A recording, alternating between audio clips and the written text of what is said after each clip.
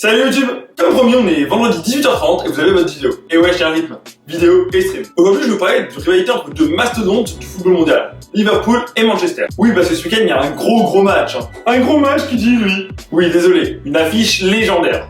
La hype réelle. Comme je l'ai dit, on a Manchester contre Liverpool à 17h dimanche. Le Derby of England. C'est une des plus grosses rivalités dans le football anglais et on va en parler pourquoi. Et je vais essayer de vous hyper pour que vous regardiez le match. Je vais t'expliquer pourquoi il faut que tu sois devant ta télé pour regarder le match et non pas aller voir ta meuf ou alors aller boire un verre avec tes potes. Et du coup c'est bon, t'as noté la date sur ton agenda? A few moments later. On va commencer par parler de ce choc en chiffres. Les deux clubs sont les plus titrés d'Angleterre. Il y a 20 titres de champion d'Angleterre pour Manchester United et 18 titres pour Liverpool. Ils cumulent avec deux 11 titres européens. 7 titres pour Liverpool, 8 titres plutôt, et 3 titres pour Manchester United. En gros, tu as compris, ils ont des palmarès longs comme la liste des conquêtes de Drake. Au-delà des chiffres, on peut aussi les rapprocher du fait qu'ils ont tous les deux vécu une catastrophe humaine.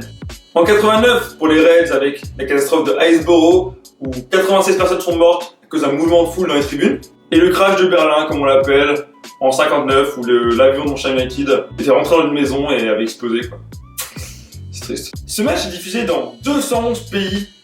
C'est énorme. En titre de comparaison, si tu veux, le Classico Real Madrid contre Barcelone est diffusé dans 51 pays. C'est rien du tout par rapport au Derby of England. Et si tu comptes les 511 pays, ça fait à peu près 600 millions de spectateurs. C'est énormissime. C'est le match de football que regarder dans le monde. Voilà, c'est tout. C'est tout. Tu vas te demander pourquoi ce match est aussi suivi et aussi regardé. Déjà grâce aux chiffres que j'ai cités juste avant, mais aussi à cause de rivalité entre les deux clubs qui est très ancienne. Les deux clubs s'affrontent depuis les années 60, et à l'époque c'était les deux clubs les plus compétitifs d'Angleterre. Et à l'époque, l'Angleterre était la place forte du football mondial. Comme aujourd'hui, mais encore plus qu'aujourd'hui. Ils dominaient à la fois le championnat anglais, mais aussi toute l'Europe. C'était un truc de malade. Les deux équipes ont eu chacune leur heure de gloire. Liverpool dans les années 70, où ils ont trusté les premières places en Europe et en Angleterre, et Manchester United sous l'ère Ferguson dans les années milieu des années 90, années 2000. Leurs époques de domination sont souvent succédées.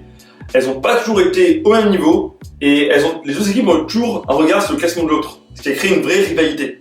D'ailleurs, à l'arrivée de Ferguson, il a dit en conférence de presse, on va faire descendre Liverpool de sa perche. Ce qu'il a réussi à faire. Et ça montre l'ambiance qu'il y avait entre les deux clubs. D'ailleurs, aucun joueur n'a été transféré entre Manchester United et Liverpool, ou inversement, depuis le début de la rivalité. On raconte, d'après les légendes, qu'il y a eu des clauses d'un contrat pour pas que les joueurs aillent là-bas. D'ailleurs, Enzo avait une offre de Liverpool lorsqu'il jouait à Manchester, et au final, il a été envoyé au Real Madrid pour ne pas renforcer Liverpool et déplaire aux fans. Bon, maintenant tu as compris, c'est la fiche du week-end. Ok, il y a la Ligue 1 qui reprend, mais faut regarder ce match-là, pas le reste. Désolé. Enfin, si tu veux tout regarder, tu fais comme moi, je regarde tout. Il y a vraiment de l'enjeu cette saison, parce que là, on va avoir un match entre le 3e et le 5e, ce qui est une affiche de malade. On va avoir la 3e meilleure attaque et défense championnat, qui est Liverpool, contre la 4e meilleure attaque et défense championnat, qui est Manchester United.